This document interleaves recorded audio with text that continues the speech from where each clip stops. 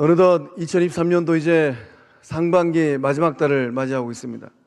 우리 영적 공동체가 모여서 예배할 때마다 이 거룩한 입술의 고백처럼 그 사적인 삶의 자리에서도 사랑의 열매를, 축복의 열매를, 형통의 열매를 잘 맺어가고 또 서로가 서로를 바라보면서 이 놀라운 은혜의 열매를 잘 맺어갈 수 있도록 중보하고 지지하는 거룩한 예수 그리스도의 몸이요 형제요 자매된 줄로 믿습니다.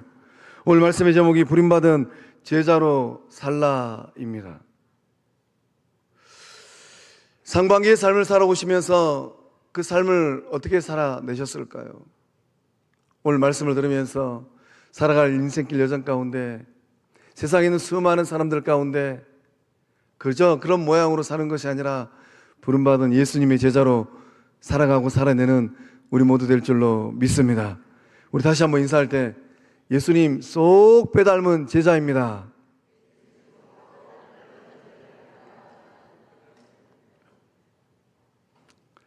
생각만 해도 좋으시죠? 야, 나의 인생 여정이, 나의 얼굴이, 나의 몸짓이, 나의 손짓이, 나의 마음 씀씀이가 예수님 닮았구나. 영적 공동체가 은혜 주셔서 평생 처음 가본 예수님이 나시고 자랐던 그 땅을 밟으면서 회개를 참 많이 했습니다. 책으로만 읽었던 예수님, 내가 몰라도 너무 많이 몰랐구나. 마가복음 3장의 말씀을 보면 또 예수님께서 제자들을 세우시는데 또 이 마가복음의 말씀을 우리가 쭉 묵상하면서 베드로의 집에 가서 베드로의 장모도 고쳤는데 베드로의 집과 예수님이 자르셨던 나사렛 집은 너무나도 큰 차이가 있었어요. 베드로는 우리가 생각한 것보다 훨씬 더 큰 부를 소유한 사람이었구나. 베드로가 살았던 베드로의 장모가 이 기거하였던 그 집은 번듯한 집이었겠구나. 우리로 치면은 여수 앞바다니까 갈릴리 바다나 여수 앞바다나 고기 잡는 거는 매 마찬가지인 것 같더라고요. 베드로의 삶은 그래도 우리 여수로 치면은 중선배를 한 못해도 한 10척은 갖고 있지 않았을까. 그런 부유한 삶을 살았어요. 근데 우리 예수님은 이 사셨던 그 나사렛 집을 가보니까 오늘 우리의 표현으로 하면 베드로는 금수저였다면 경제적으로 우리 예수님은 흙수저였겠구나. 제 마음 가운데 하늘 보좌를 버리고 이 땅에 오신 예수님, 죄로 말미암아 영원히 죽을 수밖에 없는 나의 영혼을 구원하기 위해서 어떤 대가를 지불하셨을까? 영광의 주님께서 이 땅에 33년의 인생을 사시면서 얼마나 많은 고생을 하셨을까? 며칠 갔다 왔다고 앞에서 있는 제 목사 얼굴이 이렇게 약간 그을렸는데 탔는데 그 뜨거운 떼약볕 아래에서 사셨던 예수님, 그 얼굴이 얼마나 많이 타셨을까? 우리 영적 공동체가 진실로 이 시대 가운데 성령의 역사가 임하고 있는 예수 그리스도의 몸된 줄로 믿습니다. 본문의 말씀 보면 예수님을 따라가는 두 종류의 사람을 만나게 됩니다. 무리들하고 제자들이에요. 잘 들으시면서 나는 무리에 속한 사람인가 제자에 속한 사람인가 생각해 보시기 바랍니다. 무리와 제자들은 같은 공간에 있습니다. 그러나 목적이 달라요. 예수님을 대하는 태도도 다르고 그 삶에서 맺는 열매도 다릅니다. 무리와 제자들은 어떤 차이가 있을까요? 무리들은 어떤 사람들입니까? 무리는 이기적인 사람들이에요. 자신들의 육신적인 욕구를 만족하는 것이 그 인생의 최우선 해결 과제입니다. 예수님을 통하여서 나의 만족을 채우는 거예요. 나를 통하여서 예수님의 이름이 높여지는 것이 아니라 예수님의 능력을 통하여서 나의 만족을 누리는 것입니다. 무리는 자신들이 원하는 대로 행동하는 사람들이에요. 예수님을 에워싸고 밀었습니다. 무리들은 예수님 말씀에는 별로 관심이 없어요. 예수님께서 뭐라고 말씀하시는지 별로 관심이 없습니다. 무리들은 군중심리로 세상 논리로 휩쓸려 다니는 사람들이에요. 종국에는 어떻게 하였습니까? 이 무리들이 예수님을 십자가에 못 박으라고 함성치고 소리 질렀어요. 반면에 제자들은 어떤 사람들일까요? 제자들은 헌신적인 사람들입니다. 제자들은 자신들의 모든 것을 버리고 겸손함으로 예수님을 따라갔어요. 아버지도 버리고 그물도 버리고 잘 다녔던 직장도 버리고, 가서 보니까 베드로가 예수님 부름 앞에 아버지를 버리고 배를 버리고 그물을 버리고 예수님을 따랐다는 것, 그것이 어떤 의미일까? 오늘 우리로 치면은 선주 아버지가 아들아 이것은 다 네 몫이다 라고 얘기하는데, 아버지 저는 그거 필요 없습니다. 그 중선배 필요 없어요. 저는 예수님 따라갈랍니다. 잘 나가던 여수 공직에 놓여 있었습니다. 세무서 서장이었어요. 어느 날 예수님 만나고 다 팽개쳐버리고 예수님 따라갈랍니다. 내일이 보장되어지고 노후가 보장된 그러한 삶의 자리들 다 박차버리고 예수님 따라갔던 사람들. 제자들은 예수 그리스도를 따름에 있어서 기꺼이 대가를 지불할 수 있는 사람들이었어요. 그리고 제자들은 예수님 말씀에 귀를 기울였습니다. 예수님께서 배를 대라 하면 배를 대고, 예수님께서 산으로 가자면 산으로 가고. 제자들은 예수 그리스도를 위하여서 죽기까지 충성한 사람들이에요. 예수님의 12제자치고 평안한 죽음을 맞이한 사람이 없어요. 예수님 닮아서 예수님도 십자가에 못 박혀 죽였으니까 그 제자들도 그렇게 죽임을 당하였습니다.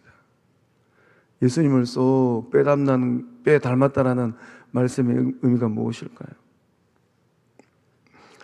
마침내 이 제자들은 우리 주님이 가신 저 천국, 우리 주님이 계신 하나님 나라 영광의 보좌에 앉는 특권을 누렸어요.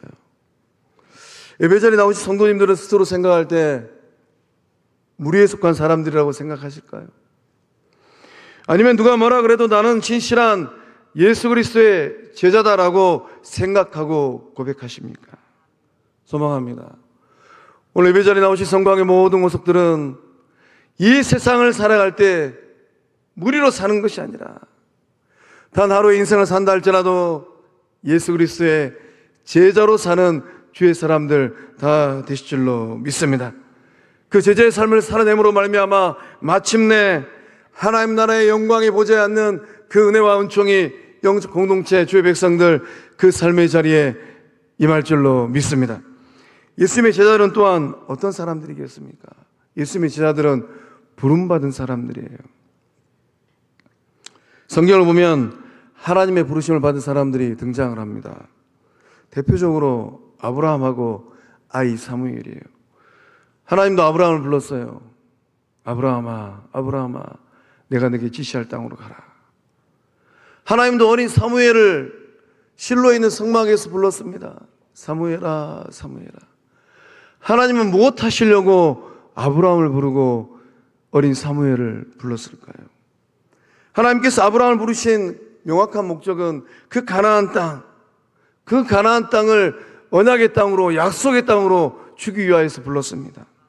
하나님께서 아이 사무엘을 부르신 것은 영적으로 혼탁한 이스라엘 백성들 그 삶의 자리에 하나님의 등불, 영혼의 등불, 말씀의 등불로 세우기 위하여서 불렀어요. 오늘 본문의 말씀에 예수님께서 12제자를 불렀습니다. 우리 13절과 14절 상반절의 말씀까지 함께 읽어보겠습니다.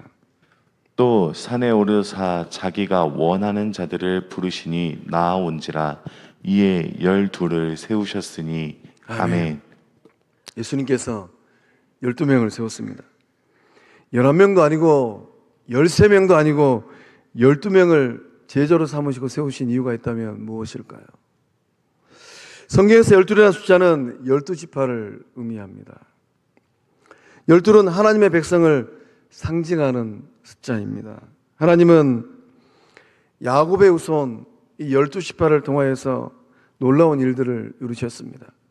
하나님의 백성으로 삼으시고 출애굽의 역사를 쓰시고 가나안 땅을 향하여서 광야 40년의 길을 걷게 하시고 마침내 종국에는 적과 꿀이 흐르는 땅, 그 가나안 땅으로 들어가게 하셨어요.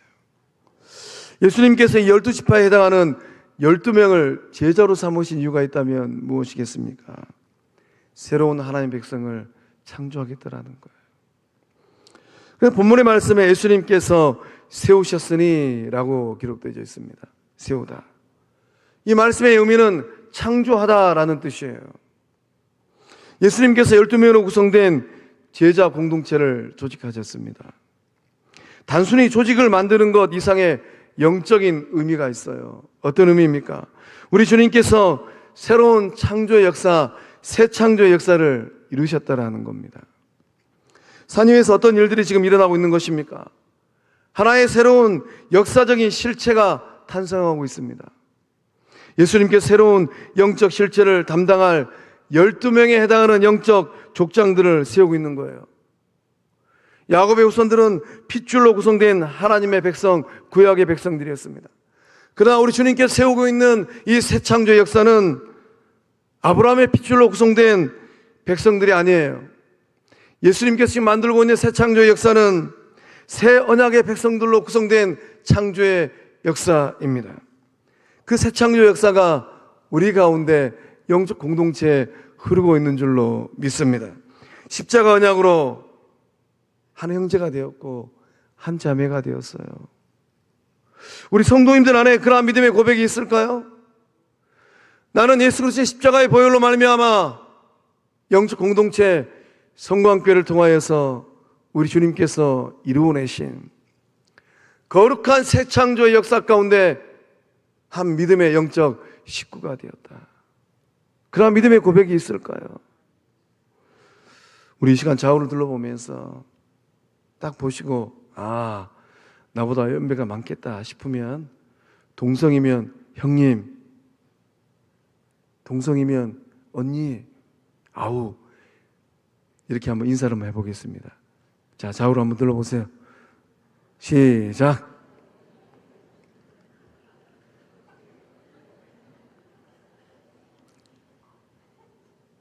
한국 교회가 왜 이렇게 시끄러운 교회가 되어버렸을까요? 예수님은 그 몸을 내어주시고 십자가 보혈의 언약으로 새 창조 역사를 이루셨습니다. 가보니까 유대인들 참 불쌍해요.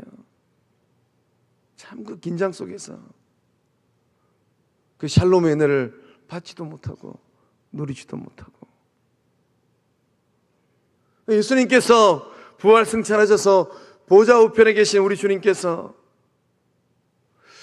오늘 이 시대 가운데 그 언약 가운데 한 형제가 되어지고 한 자매가 되어진 우리 성광 영적 식구들을 바라보시고 기뻐하고 계신 줄로 믿습니다. 이 놀라운 은혜를 잊지 말고 이 놀라운 은혜를 마음 가운데 담고 오늘도 새 창조 역사를 써내려가는 우리 모두 다 될 줄로 믿습니다. 우리 여수 지역이 넓지 않잖아요. 저도 몇 주 전에 오늘 2부 예배 때 오신다 그랬는데 이 쫑보 앞바다에서 우리 여수 지역에 사는 그 어르신을 형님으로 모셨어요. 성도가 아니니까 뭐라고 부르기는 뭐해서 대화를 나누다가 형님 하겠습니다. 오늘 2부 예배 때 오신다 그랬으니까 오시면 제가 형님 하려고요. 예수님께서 새로운 하나님의 백성을 창조하시기 위해서 어떻게 하셨습니까? 13절 말씀 우리 다시 한번 읽어보겠습니다. 시작. 또 산에 오르사 자기가 원하는 자들을 부르시니 나아온지라. 예수님께서 불렀어요. 누구를 불렀습니까? 예수님께서 원하는 사람을 불렀어요. 예수님께서 갈릴리 해변을 지나가다가 어부 베드로를 부르시고 안드레를 불렀습니다. 또 세베대의 아들 야고보와 요한을 부르고 또 세관에 앉아있는 세리 마태를 불렀어요. 또 나머지 제자들도 불렀습니다. 예수님께서 불렀다라는 이 말씀의 의미가 무엇입니까? 우리 모두가 하나님의 백성이 된 것은 우리가 잘나서 된 게 아니라는 거예요. 능력이 있어야 된 게 아니라는 겁니다. 좋은 가문에 태어났다고 된 게 아니라는 거예요. 예수님께서 불러주셨기 때문에 하나님의 자녀가 되고 예수의 제자가 되고 성령의 사람이 된 줄로 믿습니다. 예수님께서 원하셨기 때문에 새 창조의 역사에 동참한 주의 백성들 된 줄로 믿습니다. 이것이 축복이에요. 이것이 은혜예요. 세월이 가면 갈수록 우리의 당당함이 있다면 무엇일까요? 우리의 인생이 끝자를 향해서 한 걸음 한 걸음 나아가면 갈수록 우리 안에 있는 믿음의 확신이 있다면 무엇일까요? 우리 주님이 덧입으셨던 부활의 몸, 그 영광의 몸, 나도 덧입겠구나. 우리 주님이 계시는 그 영광의 보좌 앞에 나도 서겠구나. 이것이 은혜요 영광인 줄로 믿습니다. 이 시대를 살아갈 때 우리 성도님 각자가 반드시 품어야 될 영적 자부심이 두 가지가 있습니다. 어떤 자부심일까요? 내가 많은 부를 누리고 내가 많이 배우고 오늘 나의 삶이 잘 뻗어가고 유명세가 있고 이러한 것들이 우리의 자부심일까요? 우리가 가져야 될 자부심은 무엇입니까? 나는 예수님께서 원하신 사람이다라는 것입니다. 나는 예수님께서 콕 집어 불러주신 사람이라는 거예요. 이것이 성도님들의 자부심일까요? 이것이 영적 공동체의 진정한 자부심인 줄로 믿습니다. 우리 가슴에 손을 얹고 저를 따라서 한번 고백하겠습니다. 나는 예수님께서 원하신 사람입니다. 나는 예수님께서 콕 집어 불러주신 사람입니다.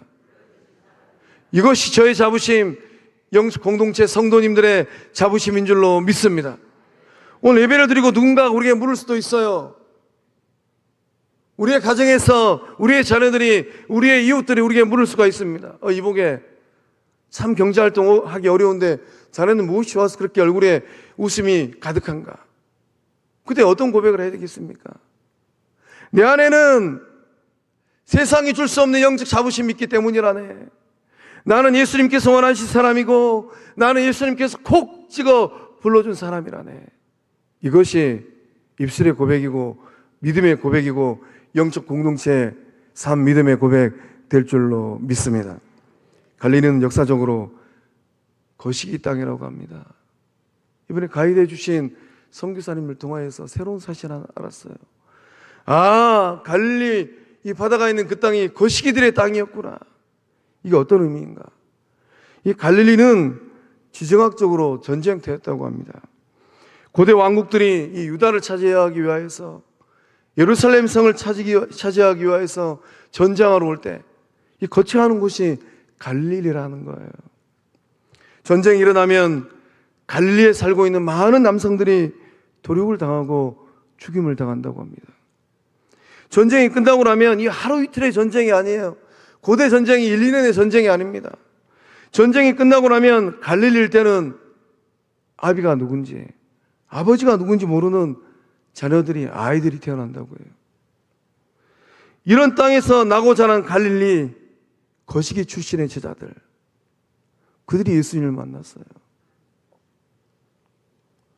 그들이 예수님을 만나고 나서 어떤 영적 자부심이 생겼습니까? 어떠한 영적 정체성을 갖게 되었습니까? 세상을 살아갈 때 예루살렘 도성에서도 이방 땅에서도 그들이 갖고 있는 당당한 자부심이 무엇이었습니까? 오늘을 살고 있는 저와 여러분의 자부심은 어디에 있을까요? 소유일까요? 학벌일까요? 가문일까요? 부름받음이 저와 여러분의 영적 자부심이고 자랑거리인 줄로 믿습니다. 그날 산에서 부름받은 베드로는 이 놀라운 영적 은총을 잊지 못하고 이렇게 고백을 해요. 우리 베드로전서 2장 9절과 10절의 말씀 함께 읽어보겠습니다. 그러나 너희는 택하신 족속이요 왕 같은 제사장들이요 거룩한 나라요 그의 소유가 된 백성이니 이는 너희를 어두운 데서 불러내어 그의 기이한 빛에 들어가게 하신 이의 아름다운 덕을 선포하게 하려 하심이라. 너희가 전에는 백성이 아니더니 이제는 하나님의 백성이요 전에는 긍휼을 얻지 못하였더니 이제는 긍휼을 얻은 자니라. 아멘. 베드로가 그 인생을 담아서 뭐라고 고백합니까? 이는 너희를 어두운 데서 불러내어. 이 말씀을 고백할 때 베드로가 뭘 생각하였을까요? 우리 주님이 거시기 땅에서 나를 불러내셨구나. 그 잘난 사람들이 모여있는 예루살렘 도성에 있는 많은 바리새인들, 서기관들, 가문이 좋다라고 자부했던 그 영혼들이 나는 갈릴리 출신입니다라고 얘기할 때, 아, 너는 거시기 출신이구나. 그 땅에서 나고 자랐던 나를, 어느 누구도 거들떠보지 아니했던 나를, 나의 형제를, 12명의 제자를 우리 주님께서 거기서 불러내셨구나. 예수님께서 저와 여러분을 어디서 불러냈습니까? 어두운 가운데서 불러내셨어요. 그 인생을 한번 관주해 보시기 바랍니다. 우리가 복음을 알지 못하였더라면, 예수님을 알지 못하였더라면 오늘 우리는 여수 앞바다에서 어떻게 살아가고 있을까요? 죄와 사망의 어둠 속에서 허우적거리지 않았을까요? 내일에 대한 소망이 없는 세상 사람들처럼 사단 마귀의 노예로 살다가 죄 가운데 죽을 인생으로 끝나지 않았을까요? 그런 인생으로 끝날 우리를 하늘 보좌를 버리고 오신 예수님께서 불러주셨어요. 전에는 하나님과 단 일도 상관이 없었던 삶입니다.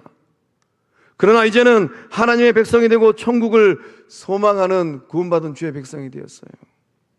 택하신 족속이 되었고, 왕같은 거룩한 제사장이 되었고, 거룩한 하나님의 나라가 되었고, 하나님에게 소유가 되었습니다. 이것이 은혜요 은총인 줄로 믿습니다. 예수님께서 12제자를 불러서 제자를 삼으신 목적이 있어요. 우리 14절과 15절의 말씀을 함께 읽어보겠습니다. 이에 12를 세우셨으니 이는 자기와 함께 있게 하시고 또 보내사 전도도 하며 귀신을 내쫓는 권능도 가지게 하려 하심이로라. 아멘. 두 가지 목적을 발견하게 됩니다. 잘 들으시고, 나는 앞으로 주어진 인생길 가운데 내 인생의 목적을 어디에 두고 살아갈 것인가? 예수님께서 제자들을 불러서 제자 삼으신 첫 번째 목적은 예수님과 함께 있는 거예요.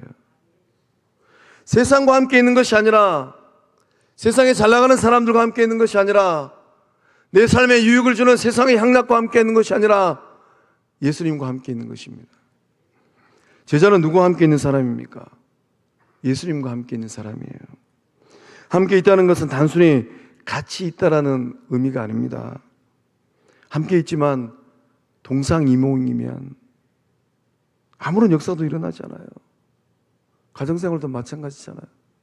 한 공간 안에 있지만은 아내와 남편이 동상이몽이에요. 따로 생각입니다. 따로 국밥이에요. 그 가정에서는 어떠한 역사도 일어나지 않습니다. 결론은 뻔합니다. 함께 있다라는 것은 진정으로 동거하는 거예요. 예수님과 함께 먹고 자고 사는 사람이 되는 것입니다. 예수님과 함께 살면서 예수님의 인품을 배우고 닮아가는 거예요.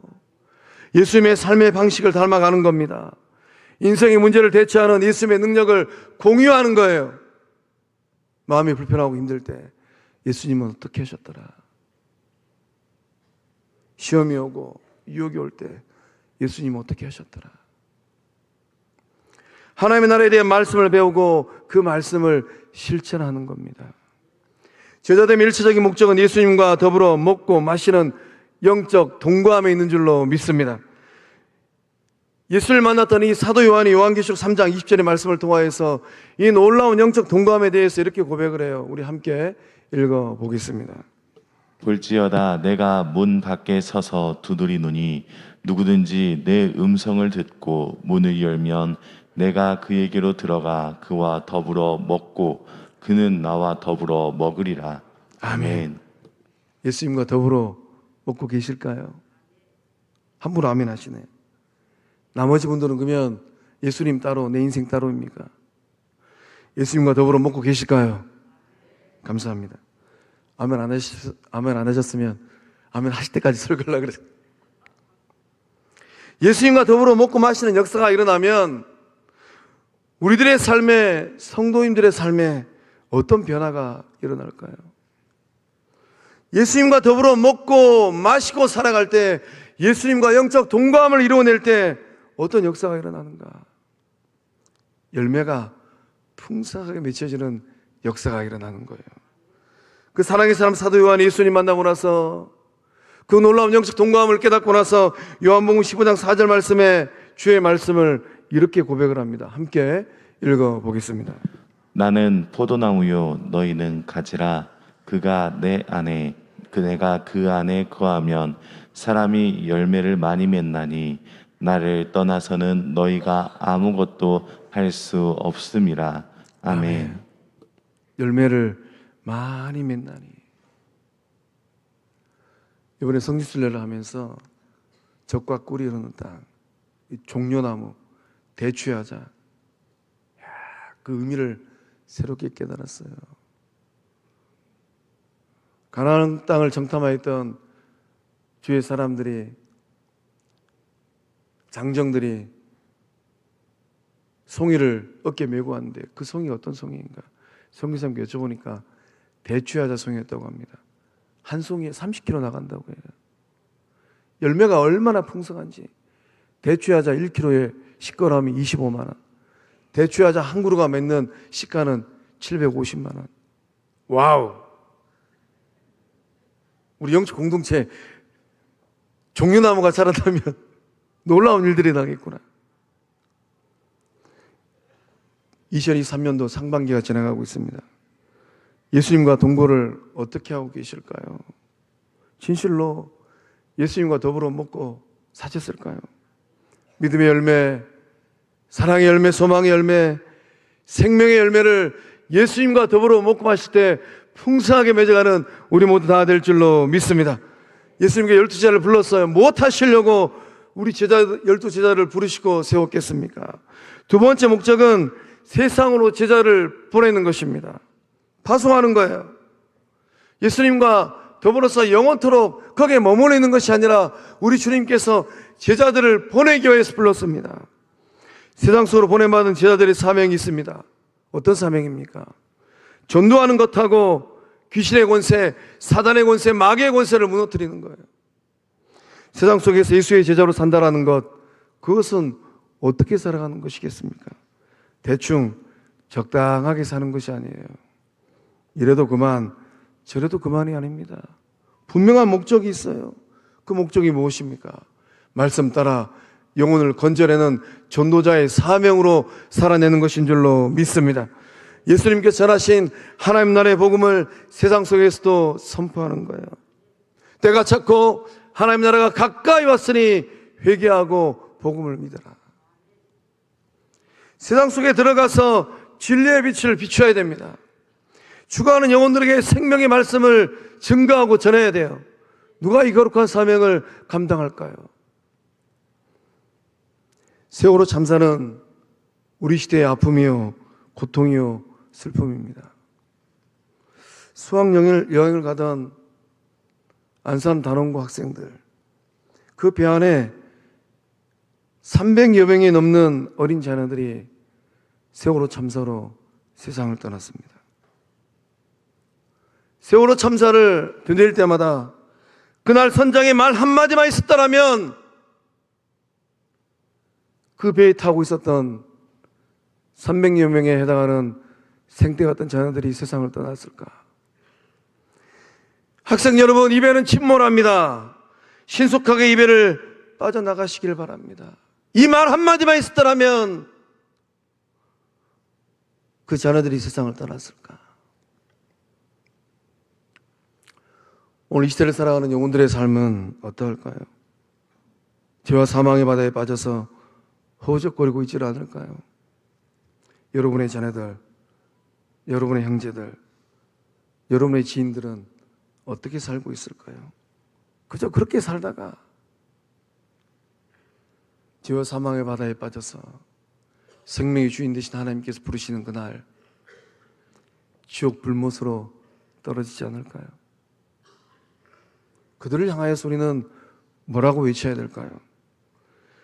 사랑하는 아버지 어머니, 사랑하는 아들아, 딸들아, 사랑하는 친구야, 지금 배가 가라앉고 있다. 그대로 머물러 있으면 큰일 난다. 빨리 거기서 빠져나와라. 빨리 거기서 빠져나와서 구명보통인 예수로 온 곳 타라. 예수를 믿고 예수님께 나아가라. 이 말을 내어 뱉을 때 오늘 시대 가운데 주님께서 가장 기뻐하시는 생명의 역사, 구원의 역사가 일어날 줄로 믿습니다.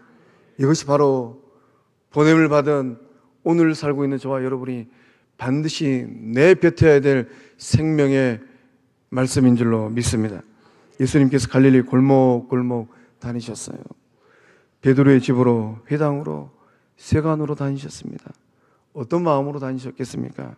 우리 마가복음 1장 38절과 39절의 말씀 함께 읽어보겠습니다. 이르시되 우리가 다른 가까운 마을들로 가자. 거기서도 전도하리니 내가 이를 위하여 왔노라 하시고 이에 온 갈릴리에 다니시며 그들의 여러 회당에서 전도하시고 또 귀신들을 내쫓으시더라. 아멘.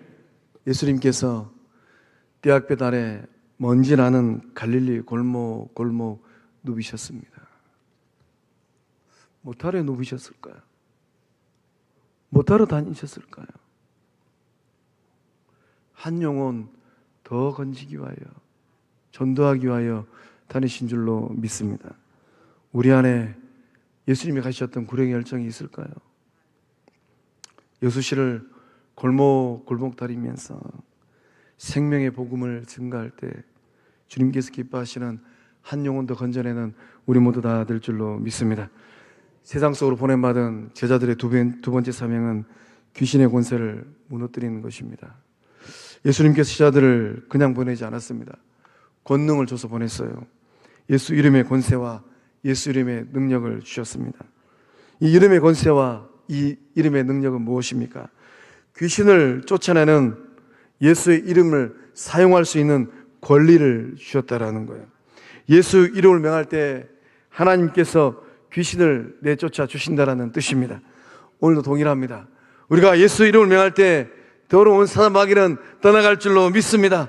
예수 이름의 권세를 10분 활용할 때 놀라운 생명의 역사함들이 일어날 줄로 믿습니다. 예수 이름으로 귀신도 떠나가고 병자도 고침받을 줄로 믿습니다. 예수 이름으로 삶도 변하게 될 줄로 믿습니다. 예수 이름으로 무너진 가정이 회복되어지고 예수 이름으로 상처받은 영혼이 치유받을 줄로 믿습니다. 예수 이름으로 크고 작은 인생의 문제들이 해결될 줄로 믿습니다. 예수 이름으로 하나님의 나라가 확장될 줄로 믿습니다. 부름받은 제자들, 세상 속으로 보내받은 제자들은 누구입니까? 예수 이름의 권세를 땅에 묻어두는 것이 아니라 예수 이름의 권세를 10분 활용하여서 하나님 나라의 지경을 확장하는 주의 사람들인 줄로 믿습니다. 사랑하는 성광의 성도 여러분, 저의 입술에, 성도님들의 입술에 이 예수 이름의 권세가 있는 줄로 믿습니다. 이 이름의 권세로 나도 살고 영혼도 살려내는 우리 모두 다 될 줄로 믿습니다. 기도하시겠습니다. 은혜의 하나님, 예수 안에서 새 생명의 삶을 살게 하심에 감사함을 드립니다. 우리 모두는 성광의 모든 영 권속들 한 분 한 분은 예수님께서 원하신 사람이요, 예수님께서 부르신 제자인 줄로 믿습니다. 예수님과 함께 예수님과 더불어 살게 하여 주시옵소서. 풍성한 생명의 열매를 맺게 하여 주시옵소서.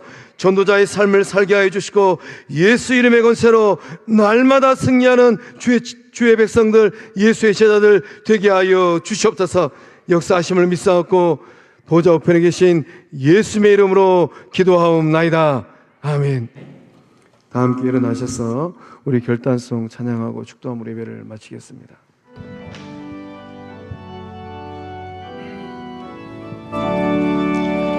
화려하지 않아도 정결하게 사는 삶, 가진 것이 적어도 감사하며 사는 삶, 내게 주신 작은 힘 나눠주며 사는 삶, 이것이 나의 삶의 행복이라오.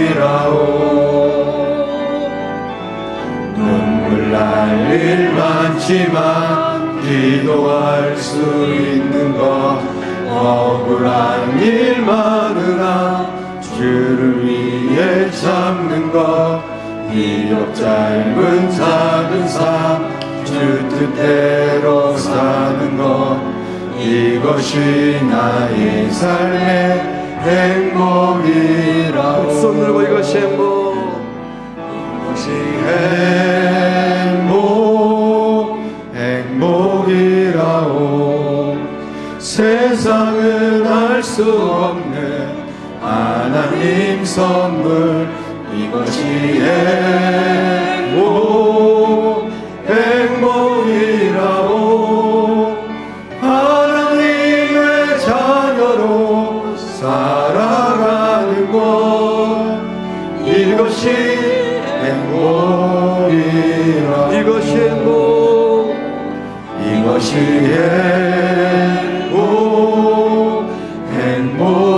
행복이라오.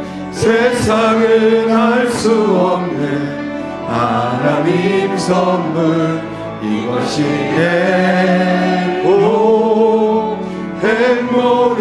행복이라오.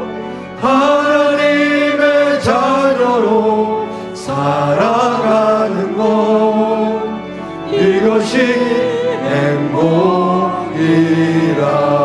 행복이라오. 우리 성삼위 하나님 앞에 영광의 박수 올리겠습니다.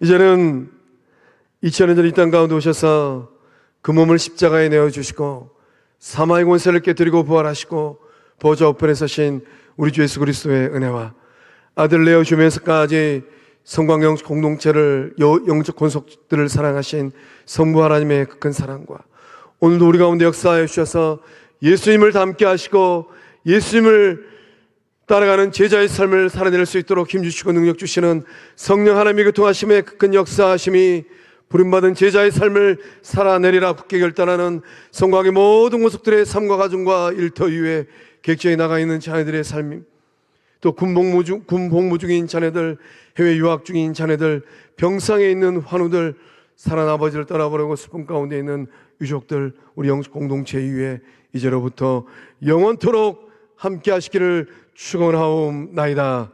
아멘.